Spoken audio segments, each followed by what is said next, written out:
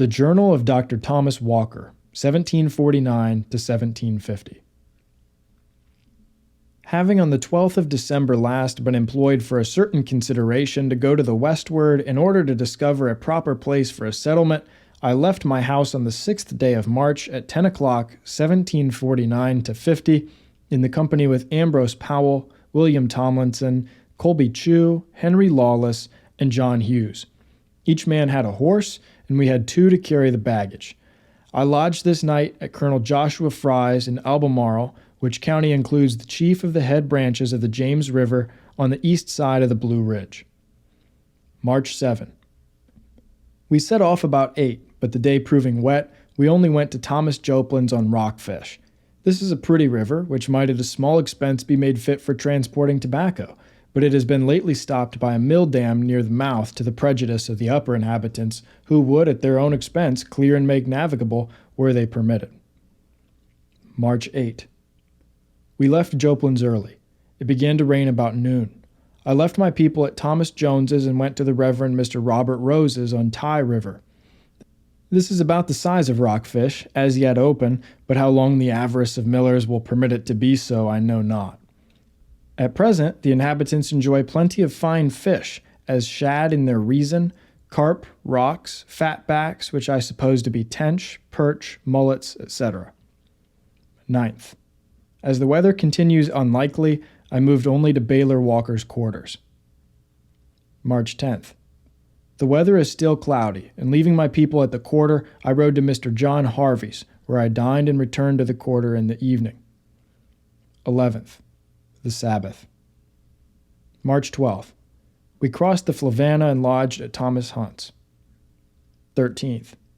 We went early to William Calloway's and supplied ourselves with rum, thread, and other necessaries, and from thence took the main wagon road leading to Woods or the New River. It is not well cleared or beaten yet, but will be a very good one with proper management. This night we lodged in Adam Beard's low grounds. Beard is an ignorant, impudent, brutish fellow, and would have taken us up, had it not been for a reason easily to be suggested. 14th. We went from Beard's to Nicholas Welch's, where we brought corn for our horses and had some victuals dressed for breakfast. Afterwards we crossed the Blue Ridge. The ascent and descent is so easy that a stranger would not know when he crossed the ridge. It began to rain about noon and continued till night. We lodged in William Armstrong's. Corn is very scarce in these parts. March 15th.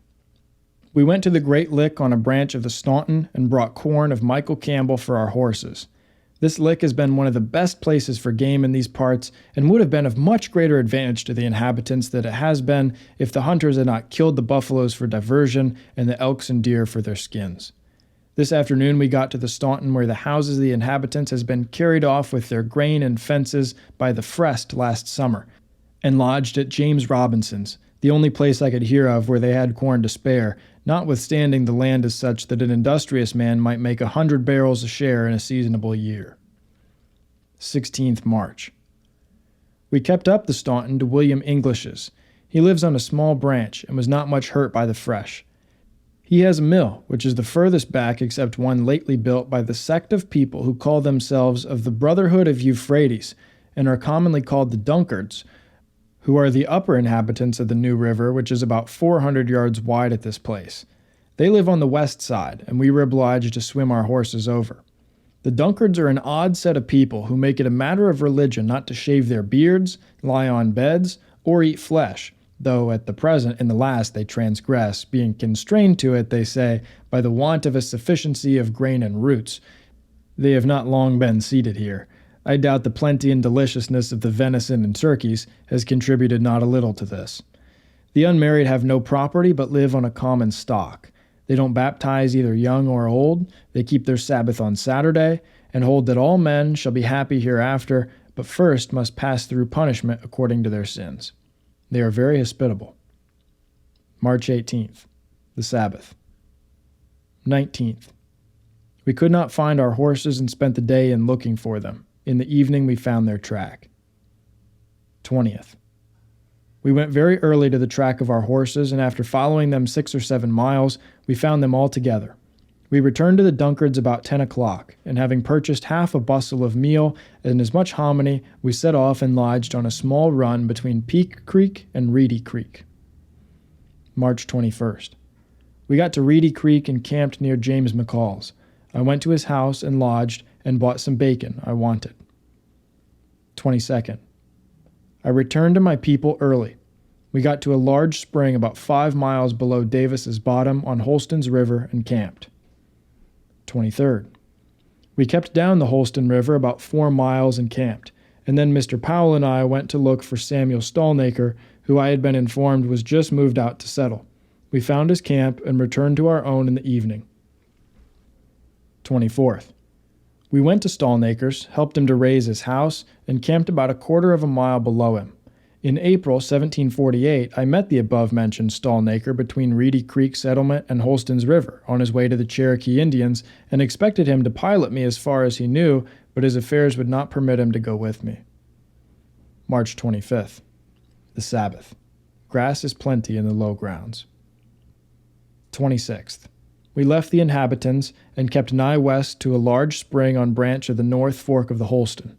Thunder, lightning, and rain before day. 27th. It began to snow in the morning and continued till noon. The land is very hilly from west to north. Some snow lies on the tops of the mountains northwest from us. 28th. We traveled to the lower end of Giant's Ditch on Reedy Creek. 29th. Our dogs were very uneasy most of this night. 30th. We kept down Reedy Creek and discovered the tracks of about 20 Indians that had gone up the creek between the time we camped last night and set off this morning. We suppose they made our dogs so restless last night. We camped on Reedy Creek. March 30th. We caught 2 young buffaloes, one of which we killed, and having cut and marked the other, we turned him out. 31st. We kept down Reedy Creek to Holston, where we measured an elm 25 foot round, 3 feet from the ground. We saw young sheldrakes. We went down the river to the North Fork and up the North Fork about a quarter of a mile to a ford and then crossed it. In the fork between the Holstons and the North River are 5 Indian houses built with logs and covered with bark, and there were abundance of bones, some whole pots and pans, some broken, and many pieces of mats and cloth. On the west side of the North River is 4 Indian houses, such as before mentioned. We wend 4 miles below the North River and camped on the bank of the Holstons, opposite to a large Indian fort. April the 1st, the Sabbath. We saw perch, mullets, and carp in plenty, and caught one of the large sort of catfish. I marked my name, the day of the month, and the date of the year on several beech trees. 2nd. We left Holston and traveled through small hills till about noon, when one of our horses being choked by eating reeds too greedily, we stopped having traveled 7 miles. 3rd. Our horse being recovered, we traveled to the rocky ridge. I went up to the top to look for a pass, but found it so rocky that I concluded not to attempt it there. This ridge may be known by sight at a distance. To the eastward are many small mountains, and a buffalo road between them and the ridge. The growth is pine on the top, and the rocks look white at a distance.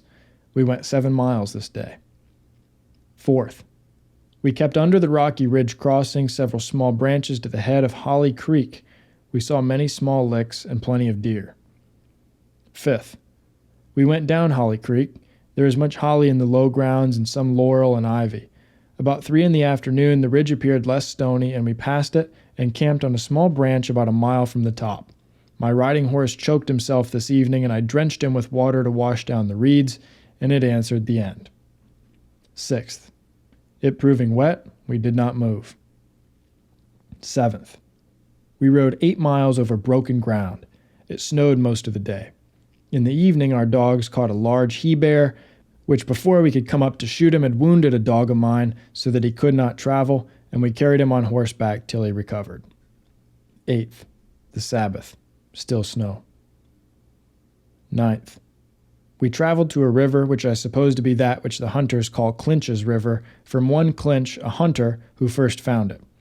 We marked several beaches on the east side. We could not find a ford shallow enough to carry our baggage over on our horses.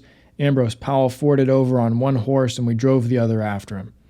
We then made a raft and carried over one load of baggage, but when the raft was brought back, it was so heavy that it would not carry anything more dry. April 10th. We waded and carried the remainder of our baggage on our shoulders at 2 turns over the river, which is about 130 yards wide. We went on about 5 miles and camped on a small branch. April 11th.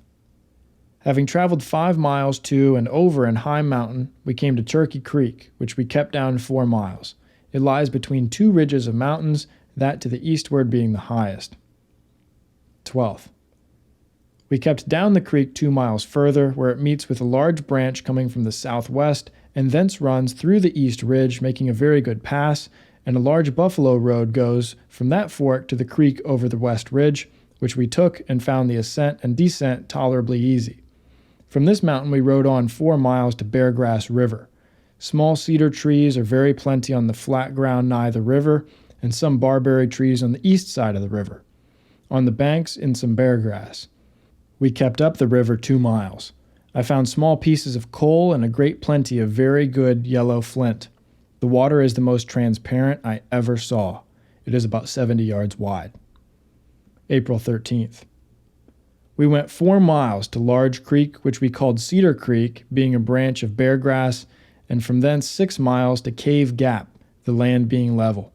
On the north side of the gap is a large spring which falls very fast, and just above the spring is a small entrance to a large cave which the spring runs through, and there is a constant stream of cool air issuing out. The spring is sufficient to turn a mill. Just at the foot of the hill is a laurel thicket, and the spring water runs through it. On the south side is a plain Indian road. On the top of the ridge are laurel trees marked with crosses, other blazed, and several figures on them. As I went down the other side, I soon came to some laurel in the head of the branch. A beech stands on the left hand, on which I cut my name. This gap may be seen at a considerable distance, and there is no other, that I know of, except one about 2 miles to the north of it, which does not appear to be so low as the other. The mountain on the north side of the gap is very steep and rocky, but the south side it is not so. We called it Steep Ridge. At the foot of the hill on the northwest side, we came to a branch that made a great deal of flat land. We kept down at 2 miles, several other branches coming in to make it a large creek, and we called Flat Creek. Coal abounds in this vicinity. We camped on the bank where we found very good coal. I did not see any limestone beyond this ridge. We rode 13 miles this day. April 14th. We kept down the creek 5 miles, chiefly along the Indian Road. April 15th, Easter Sunday. Being in bad grounds for our horses, we moved 7 miles along the Indian Road to Clover Creek. Clover and hop vines are plenty here. April 16th, rain. I made a pair of Indian shoes, those I brought out being bad. 17th, still rain. I went down the creek a-hunting and found that it went into a river about a mile below our camp. This, which is Flat Creek and some others joined, I called Cumberland River. 18th, still cloudy. We kept down the creek to the river along the Indians' Road to where it crosses. Indians have lived about this ford some years ago. We kept on down the south side. After riding 5 miles from our camp, we left the river, it being very crooked. In riding 3 miles, we came on it again. It is about 60 or 70 yards wide. We rode 8 miles this day. 19th. We left the river, but in 4 miles we came on it again at the mouth of Licking Creek, which we went up and down another.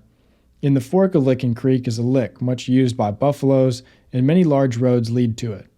This afternoon, Ambrose Powell was bit by a bear in his knee. We rode 7 miles this day. 20th. We kept down the creek 2 miles to the river again. It appears not any wider here at the mouth of Clover Creek, but much deeper. I thought it proper to cross the river and begin a bark canoe. April 21st. We finished the canoe and tried her. About noon it began to thunder, lightning, hail, and rain prodigiously, and continued about 2 hours. 22nd. The Sabbath. One of the horses was found unable to walk this morning. I then proposed that with 2 of the company I would proceed, and the other 3 should continue here till our return, which was agreed to, and lots were drawn to determine who would go, they all being desirous of it. Ambrose Powell and Colby Chew were the fortunate persons. 23rd. Having carried our baggage over the bark canoe, we swam our horses, we crossed the river. Then Ambrose Powell, Colby Chew, and I departed, leaving the others to provide and salt some bear, build an house, and plant some peach stones and corn. We traveled about 12 miles and encamped on Crooked Creek. The mountains hereabouts are very small, and here is a great deal of flat land. We got through the coal today. April 24th.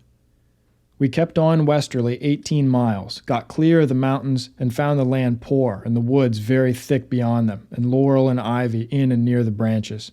Our horses suffer very much here for want of food. This day we came on a fresh track of 7 or 8 Indians, but could not overtake them. 25th. We kept on west 5 miles, the land continuing much same, and laurel rather growing worse, and the food scarcer. I got up a tree on a ridge and saw the growth of the land much the same as far as my sight could reach. I then concluded to return to the rest of my company. I kept on my track 1 mile, then turned southerly, and went to Cumberland River at the mouth of a watercourse that I named Rock Creek. 27th. We crossed Indian Creek and went down Meadow Creek to the river. There comes in another from the southward as big as this one we are on.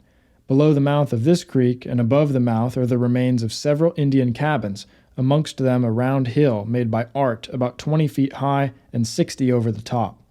We went up the river and camped on the bank. 28th. We kept up the river to our company, whom we found all well, but the lame horse was as bad as we left him, and another had been hit in the nose by a snake.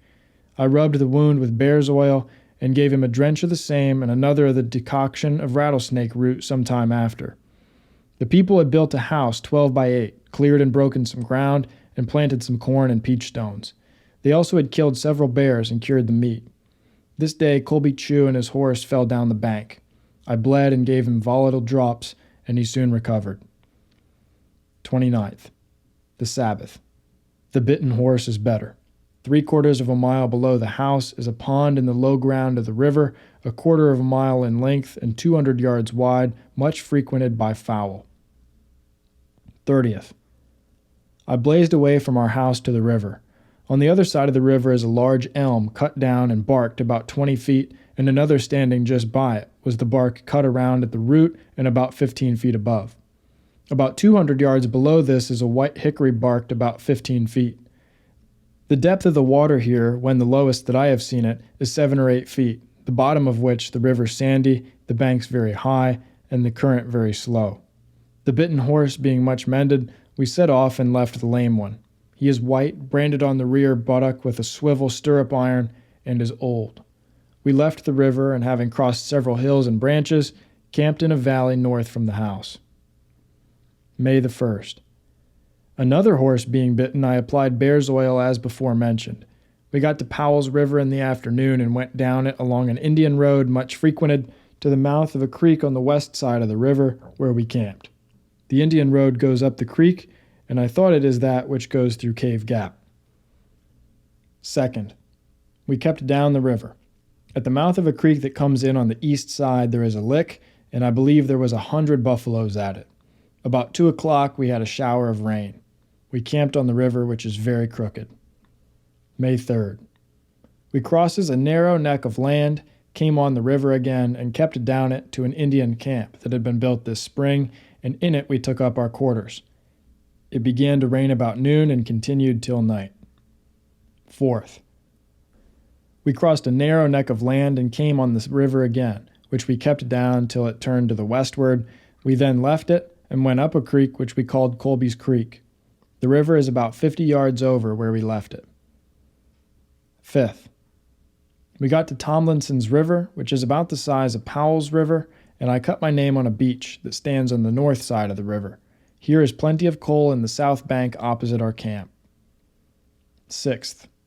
The Sabbath. I saw goslings, which shows that wild geese stay here all the year. Ambrose Powell had the misfortune to sprain his well knee. 7th. We went down Tomlinson's River, the land being very broken and our way being embarrassed by trees that had been blown down about 2 years ago. May 8th. We went up a creek on the north side of the river. 9th. We got to Lawless River, which is much like the others. The mountains here are very steep, and on some of them there is laurel and ivy.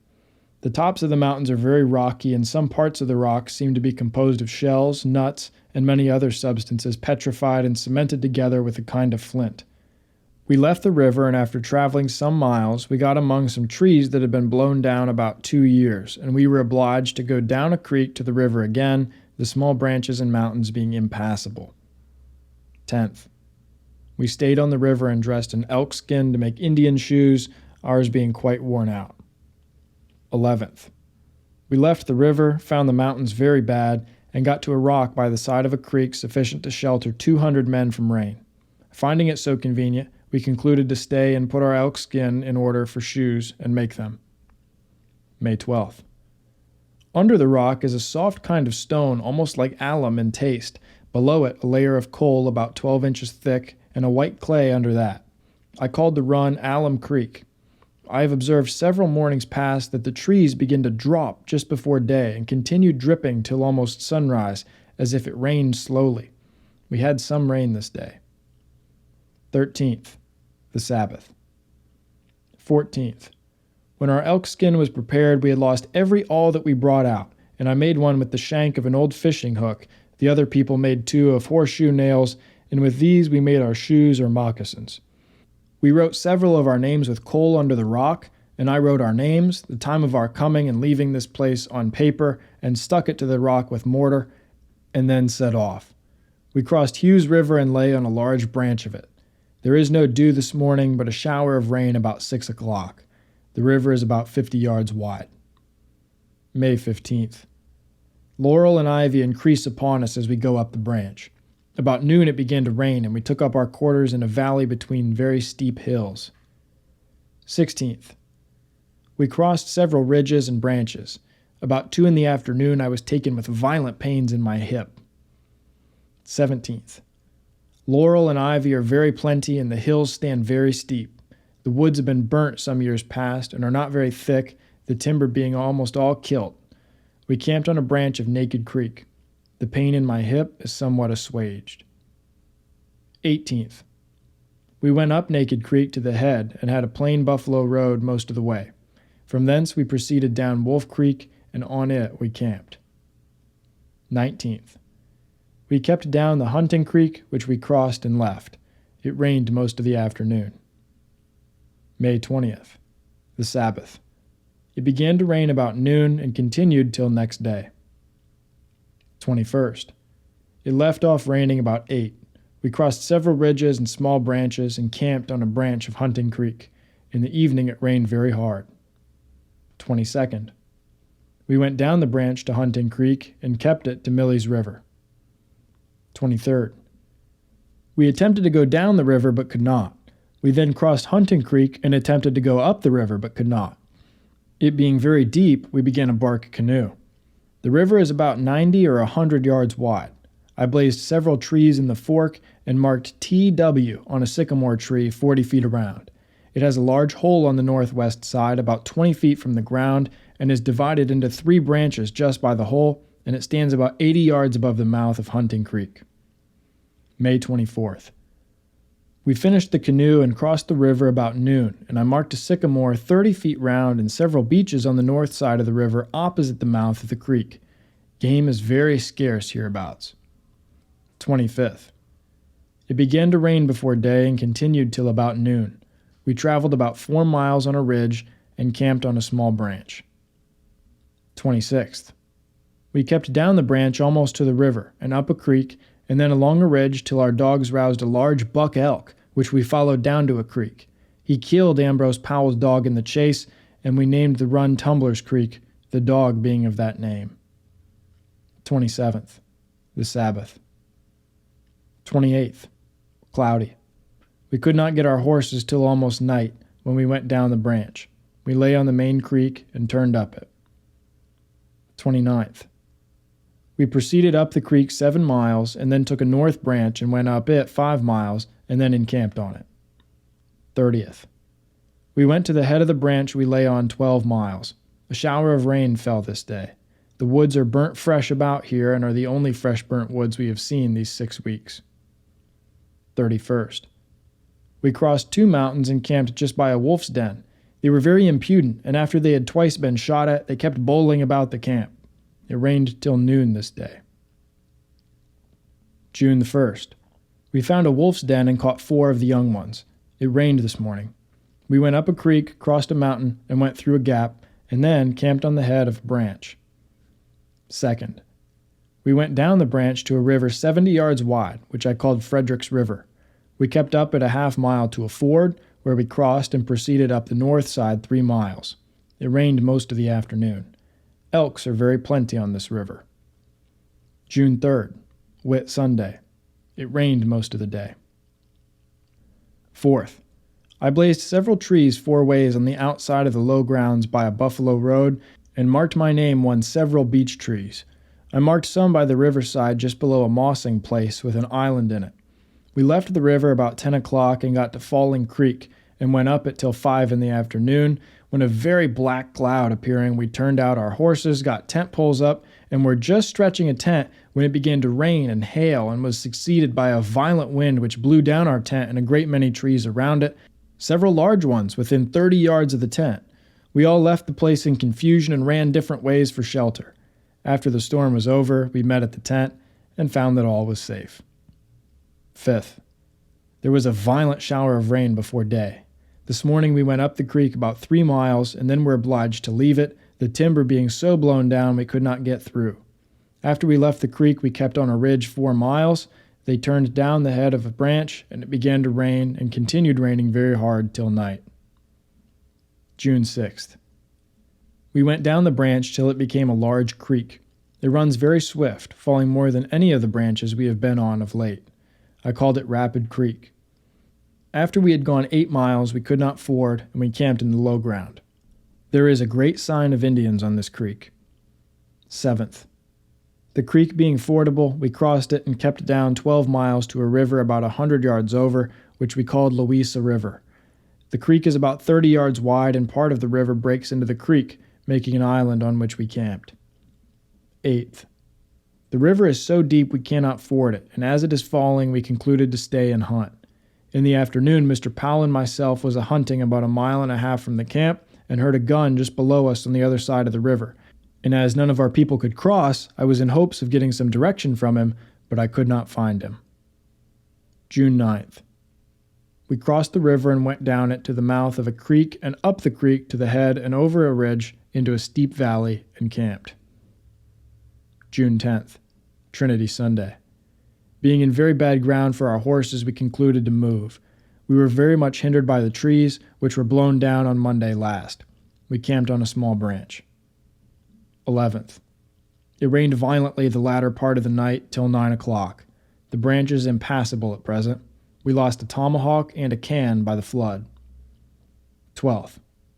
The water being low, we went down the branch to a large creek and up the creek. Many trees in the branches are washed up by the roots, and others barked by the old trees that went down the stream. The roots in the bottom of the run are barked by the stones. June 13th. We are much hindered by the gust and a shower of rain about noon. The game is very scarce here, and the mountains very bad, the tops of the ridges being so covered with ivy and the sides so steep and stony that we were obliged to cut our way through with our tomahawks. 14. The woods are still bad and game scarce. It rained today about noon, and we camped on the top of a ridge. 15th, 16th. We got on a large creek where turkey are plenty and some elks.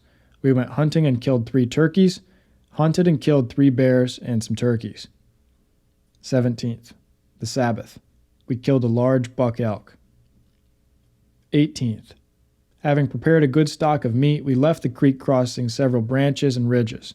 The woods still continue bad, the weather hot, and our horses so far spent that we are all forced to walk. June 19th. We got to Laurel Creek early this morning and met with so impudent a bull buffalo we were obliged to shoot him or he would have been amongst us.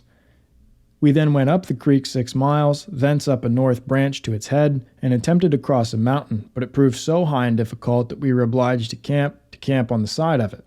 This ridge is nigh the eastern edge of the coal land. 20th. We got to the top of the mountain and could discover a flat to the south and southeast.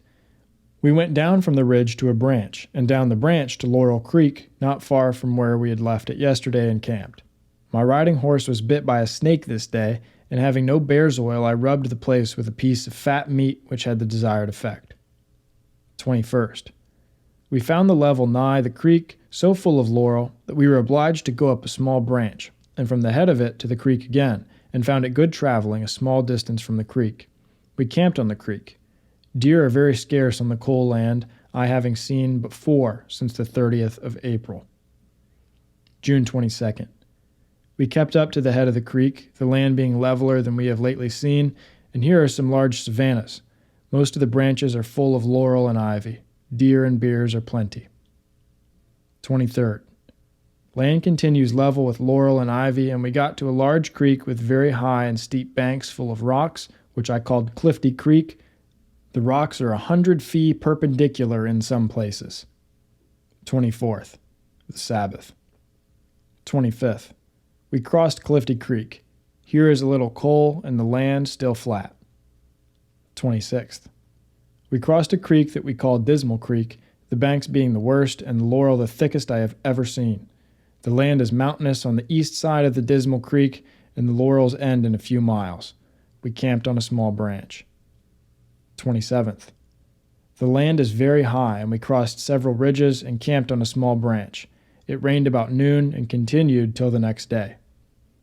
28th. It continued raining till noon, and we set off as soon as it ceased and went down the branch we lay on to the New River, just below the mouth of the Greenbrier. Powell, Tomlinson, and myself stripped and went into the New River to try if we could wade over at any point. After some time, having found a place, we returned to the others and took such things as would take damage by water on our shoulders and waded over, leading our horses. The bottom is very uneven, the rocks very slippery, and the current strong most of the way. We camped in the low ground opposite the mouth of the Greenbrier. 29th. We kept up Greenbrier. It being a wet day, we went only 2 miles and camped on the north side. June 30th. We went 7 miles up the river, which is very crooked. July the 1st, the Sabbath. Our salt being almost spent, we traveled 10 miles, sometimes on the river and sometimes at a distance from it. 2nd. We kept up the river the chief part of this day, and we traveled about 10 miles. 3rd. We went up the river 10 miles today. 4th. We went up the river 10 miles through very bad woods. 5th. The way growing worse, we traveled 9 miles only. 6th. We left the river. The low grounds on it are of little value, but on the branches are very good, and there is a great deal of it, and the high land is very good in many places. We got on a large creek called Anthony's Creek, which affords a great deal of very good land and is chiefly bought. We kept up the creek 4 miles and camped. This creek took its name from an Indian called John Anthony that frequently hunts in these woods. There are some inhabitants of the branches of Greenbrier, but we missed their plantations. July 7. We kept up the creek, and about noon 5 men overtook us and informed that we were only 8 miles from the inhabitants on a branch of James River called Jackson's River. We exchanged some tallow for metal and parted. We camped on a creek nigh the top of the Allegheny Ridge, which we named Ragged Creek. 8th. Having shaved, shifted, and made new shoes, we left our useless rags at the camp and got to Walker Johnston's about noon. We moved over to Robert Armstrong's and stayed there all night. The people here are very hospitable and would be better able to support travelers was it not for the great number of Indian warriors that frequently take what they want from them, much to their prejudice. July 9th. We went to the hot springs and found 6 invalids there. The spring water is very clear and warmer than new milk, and there is a spring of cold water within 20 feet of the warm one. I left one of my company this day. 10th. Having a path, we rode 20 miles and lodged at Captain Jameson's below the Panther Gap. 2 of my company went to a smith to get their horses shod. 11th. Our way mending, we traveled 30 miles to Augusta Courthouse, where I found Mr. Andrew Johnston, the first of my acquaintance I had seen since the 26th day of March. 12th. Mr. Johnston lent me a fresh horse and sent my horses to Mr. David Steward's, who was so kind as to give them pasturage. About 8 o'clock I set off, leaving all my company. It began to rain about 2 in the afternoon, and I lodged at Captain David Lewis's about 30 miles from Augusta Courthouse. 13th. I got home about noon. We killed in the journey 13 buffaloes, 8 elks, 53 bears, 20 deer, 4 wild geese, and about 150 turkeys, besides small game. We might have killed 3 times as much meat if we had wanted it.